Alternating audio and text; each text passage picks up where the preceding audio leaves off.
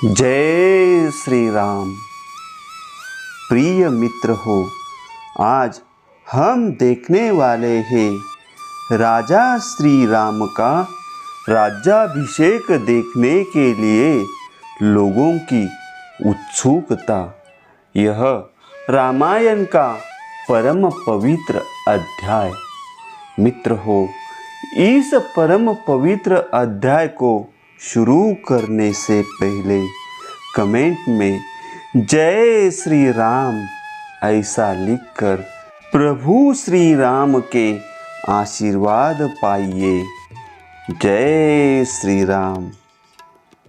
महाराज दशरथ जब श्री रामचंद्र जी को दूसरे दिन होने वाले अभिषेक के विषय में आवश्यक संदेश दे चुके, तब अपने पुरोहित वशिष्ठ जी को बुलाकर बोले, नियम पूर्वक व्रत का पालन करने वाले तपोधन, आप जाइए और विघ्न निवारण रूप कल्याण की सिद्धि तथा राज्य की प्राप्ति के लिए बहू सहित श्री राम से उपवास व्रत का पालन कराइए। तब राजा से तथास्तु कहकर वेदवेत्ता विद्वानों में श्रेष्ठ तथा उत्तम व्रतधारी स्वयं भगवान वशिष्ठ मंत्रवेत्ता वीर श्री राम को उपवास व्रत की दीक्षा देने के लिए ब्राह्मण के चढ़ने योग्य जूते जुताए श्रेष्ठ रथ पर आरूढ़ होकर श्री राम के महल की ओर चल दिए। श्री राम का भवन श्वेत बादलों के समान उज्ज्वल था।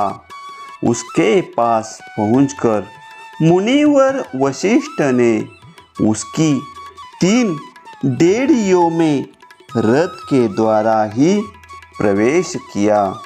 वहाँ पधारे हुए उन सम्माननीय महर्षि का सम्मान करने के लिए श्री रामचंद्र जी बड़ी उतावली के साथ वेग पूर्वक घर से बाहर निकले।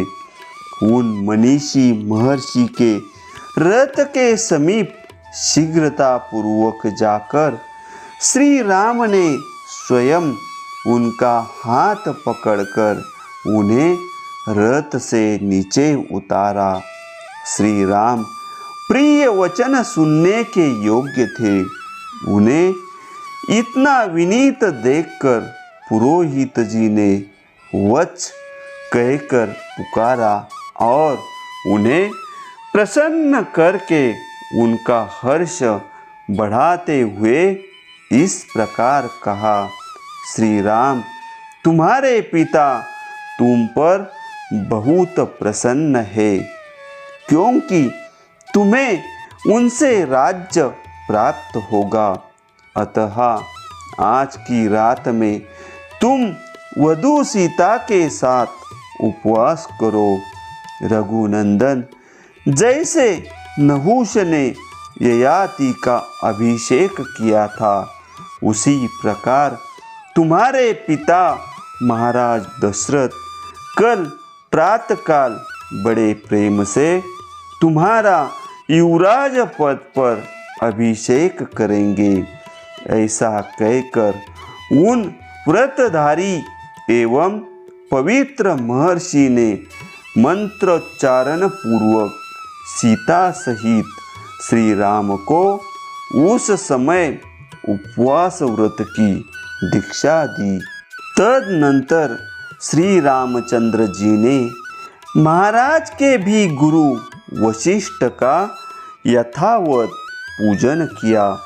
फिर वे मुनि श्री राम की अनुमति लेकर उनके महल से बाहर निकले।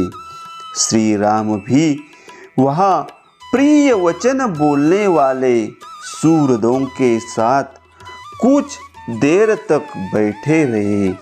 फिर उनसे सम्मानित हो उन सबकी अनुमति ले पुनः अपने महल के भीतर चले गए।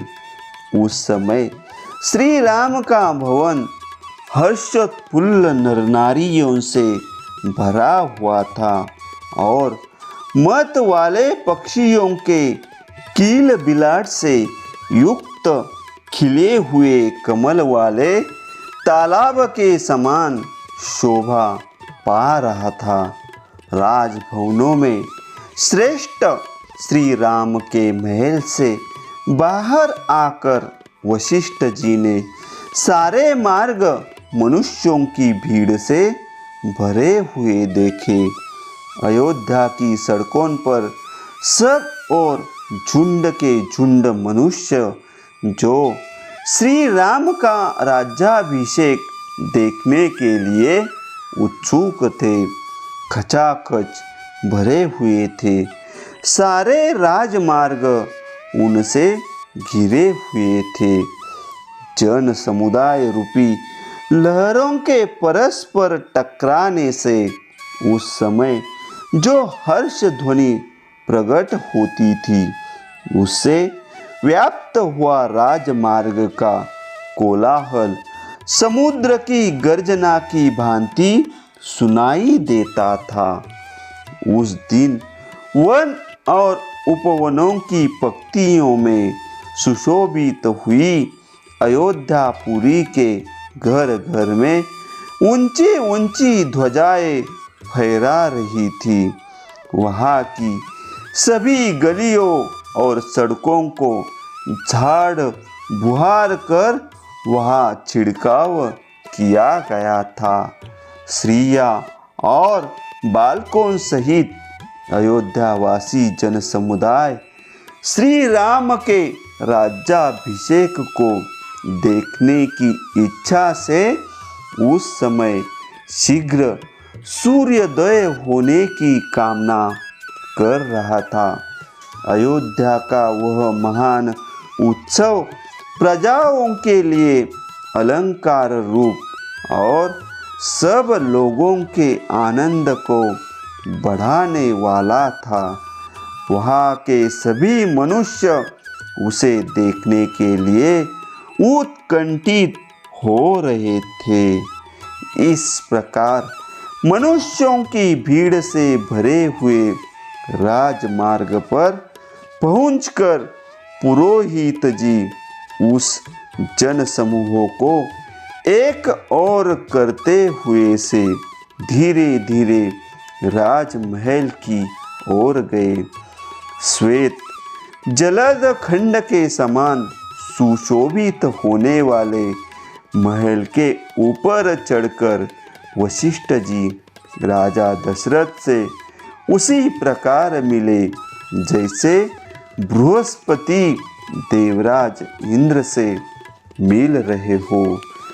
उन्हें आया देखकर राजा सिंहासन छोड़कर खड़े हो गए और पूछने लगे, मुनिवर, क्या आपने मेरा अभिप्राय सिद्ध किया?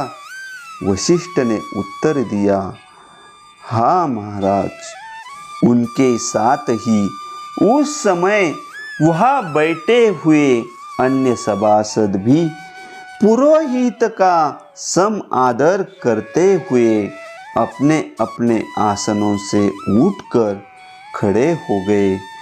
तदनंतर गुरुजी की आज्ञा ले राजा दशरथ ने उस जन समुदाय को विदा करके पर्वत की कंदर में घुसने वाले सिंह के समान अपने अंतपुर में प्रवेश किया।